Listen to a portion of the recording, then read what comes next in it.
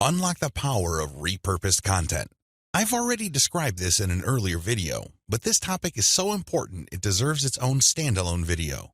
When you create original content for your blog or website, you already know that this content has some sort of traction in your niche. You already know that there is a significant amount of demand for this particular type of content. Not only did you base your decision on the social signals of your reverse-engineered competitors' content, but you're also picking out content choices based on your own statistics. In other words, you're basing your best content on tried and proven material. You're not taking shots in the dark. You're not taking wild guesses. You're not crossing your fingers and hoping that something sticks. Instead, you have based your decision on what actually works. Congratulations, but you shouldn't stop there.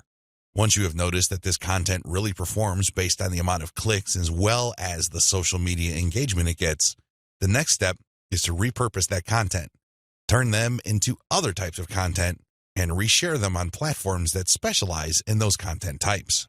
For example, if your blog post is getting a lot of retweets and clicks, you might want to strip the blog post into questions. This isn't all that hard because if you look at any type of content, it consists of answers to questions.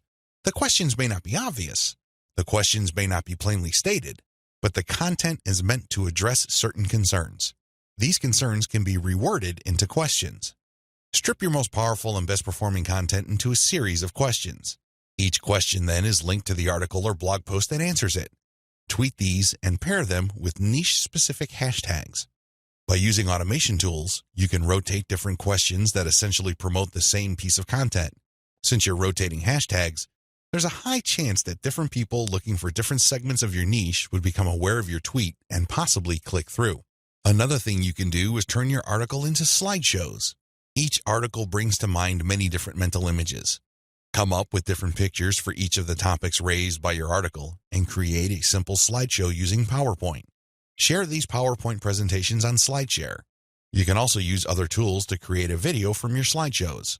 Once you've created these videos, you can obviously share them on YouTube. Alternatively, you can look through the issues you raised in your blog post and turn them into infographics. Infographics are essentially stripped-down graphical forms of articles or blog posts. They focus on the most important points you raised and make them easier to understand by the viewer by converting them into pictures. Share these infographics on Pinterest. Finally, you should make sure that all your blog posts or articles have a nice header picture. This way, when you load the link on Facebook, a nice preview shows up. It grabs eyeballs and people are excited to share the content. On Facebook, you have a wide range of content formats to choose from. You can share links, videos, infographics, photos, diagrams, and even audio files. After you share materials on your Facebook page, you should then get the link to that post and then share that Facebook page link in Facebook groups that cater to your niche or a related niche. This is how you unlock the power of repurposed content. If you play the game this way, you spend less time creating content and more time promoting. Promotion is the name of the game. You may have great content, but it's not going to do you much good if people don't even know it exists. For every hour you spend creating content, you should spend 10 hours promoting that piece of content. This is how you build up a successful mailing list. This is how you create a solid brand on social media. Start with powerful content, but create different versions and spread it on many different social media platforms.